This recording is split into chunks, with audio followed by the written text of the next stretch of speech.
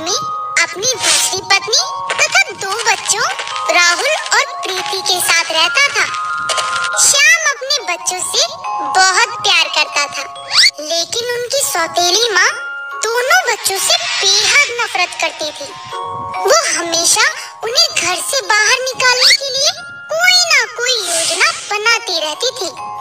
एक रात सभी साथ बैठकर खाना खा रहे होते हैं। क्या बात है बच्चों, आजकल तुम दोनों इतने ज्यादा उदास क्यों रहते हो? क्या कोई दिक्कत है?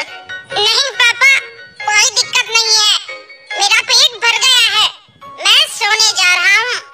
ये बोलकर राहुल वहाँ से चला जाता है। उसके पीछे पीछे प्रीति भी वहाँ से चली जाती है। मुझे लगता है बच्चों को पढ़ाई की चिंता होगी। वैसे भी दोनों पूरा दिन पढ़ते रहते हैं। ऐसा करते हैं, उन्हें कुछ दिनों के लिए मेरी बहन के घर भेज देते हैं। उनके वहाँ रहने से हमें चिंता भी नहीं होगी और दोनों का दिल भी बहल जाएगा। पत्नी के बोलने पर श्याम बच्चों को भेजने के लिए मान जाता है। अगली सुबह पूरा परिवार सौतेली माँ की बहन के घर की तरफ चलने लगता है। सुबह से शाम हो जाती है और वो सब पहाड़ पार करके जंगल तक पहुँच जाते हैं। जंगल के पास पहुँचते ही सौतेली माँ घबरा जाती है। ये आदमी तो अपने बच्चों को छोड़ने के लिए तैयार ही नहीं है। अगर ऐसा ही चलता रहा तो मेरी पूरी योजना खराब हो जाएगी। मुझे जल्दी कुछ करना होगा। मुझे लगता है बच्चों को यहाँ से अकेले ही आगे जाना चाहिए, क्योंकि अगर मेरी बहन ने देख लिया कि प्रीति और राहुल मेरे बच्चे हैं तो शायद वो उन्हें अपने घर में नहीं रखेगी। ऐसा क्यों? क्योंकि वो कभी माँ नहीं बन सकती थी। इस बात को लेकर एक बार मैंने उसे गुस्से में बहुत बुरा भला बोल दिया था, जिसके बाद से वो जब भी मुझे देखती है तो गुस्से से लाल हो जाती है। इसीलिए हमें बच्चों को अकेले भेजना चाहिए। आप चिंता मत कीजिए, वो बच्चों से बहुत प्यार करती है। एक बार फिर पत्नी की बात मानकर श्याम बच्चों को अकेले आगे भेज देता है और खुद वापस घर की ओर चला जाता है। बच्चे धीरे धीरे आगे बढ़ने लगते हैं। कुछ दूर चलने के बाद उन्हें एक घर दिखाई देता है। वो दोनों घर के नजदीक पहुंचकर जैसे ही दरवाजा खटखटाते हैं तो अंदर से एक बूढ़ी चुड़ैल बाहर निकल कर आती है। वाह वाह, आज तो खाना भूखे के पास चलकर खुद आ गया। हमने आपका क्या बिगाड़ा है जो आप हमें खाने की बात कर रहे हो? कृपया हमें कुछ मत करना। हम अपनी मर्जी से यहाँ नहीं आए। हमारी सौतेली माँ हमें यहाँ लेकर आई है। उन्होंने कहा था कि ये उनकी बहन का घर है। मेरी बहन बहुत तेज है। ठीक है, आज से तुम दोनों जिंदा रहने के लिए मेरे घर का सारा काम करोगे। अगर नहीं किया तो मैं तुम्हें मारकर खा जाऊंगी। चुड़ैल की बात सुनकर दोनों बच्चे डर जाते हैं और जैसा वो कहती है बिल्कुल वैसा ही करने लगते हैं। इसी तरह कुछ दिन बीत जाते हैं। एक दोपहर जब चुड़ैल सो रही होती है तो प्रीति और राहुल कुछ देर आराम करने के लिए खिड़की के पास बैठ जाते हैं। प्रीति जैसे ही खिड़की के बाहर देखती है तो उसे एक पेड़ के पास साधु बाबा बैठे नजर आते हैं। लगता है वो साधु बाबा बहुत थक गए हैं।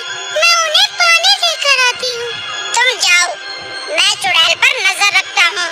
अगर वो जाग गई तो मैं तुम्हें बंदर की आवाज निकालकर बुला लूंगा। प्रीति चुपचाप घर से बाहर निकल जाती है और साधु बाबा के पास जाकर उन्हें पानी देती है। बेटी, तुम्हारा बहुत धन्यवाद। तुमने मेरी मदद तो कर दी, लेकिन तुम उदास प्रतीत होती हो। क्या मैं तुम्हारी कोई मदद कर सकता हूँ? बाबा, मैं और मेरा भाई बहुत दिनों से एक चुड़ैल के घर में फंसे हुए हैं।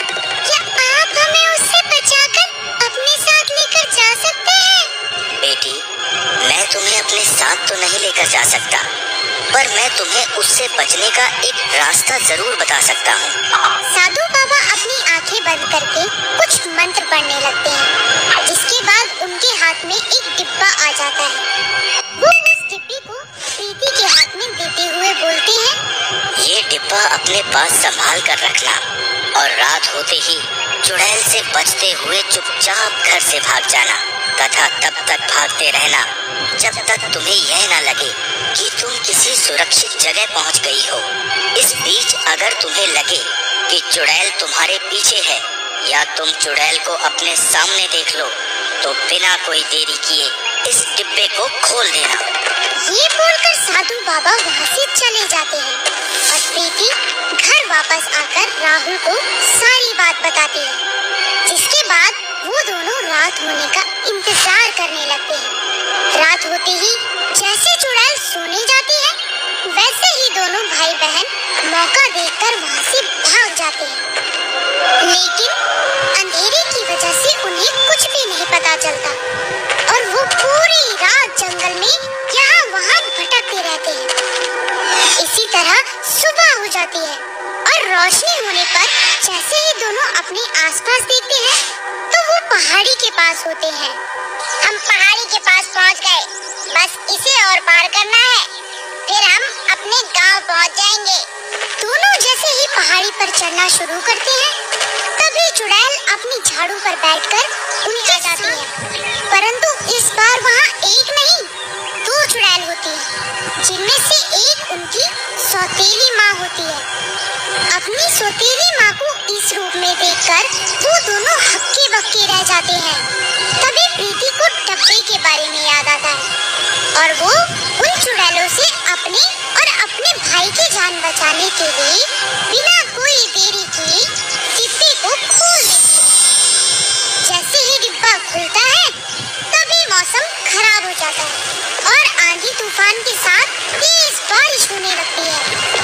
नहीं, बंद करो इस बारिश को, बचाओ कोई मुझे, बचाओ, बचाओ, बचाओ तुम्हारी माँ, कृपया मुझे बचाओ, बचाओ। साधु बाबा के अभिमंत्रित डिब्बे से निकली बारिश के पानी में भीगने की वजह से दोनों चुड़ैलों की मृत्यु हो जाती है तथा राहुल और प्रीति दोनों बिना किसी डर के अपने घर वापस आ जाते हैं। घर आते ही वो अपने पापा को सौतेली माँ और उसके चुड़ैल बहन के बारे में सारी सच्चाई बताते हैं, जिसे सुनकर श्याम बिल्कुल हैरान हो जाता है, लेकिन फिर अपने बच्चों को सही सलामत अपने पास देखकर खुश भी होता है, जिसके बाद वो तीनों खुशी खुशी रहने लगते हैं।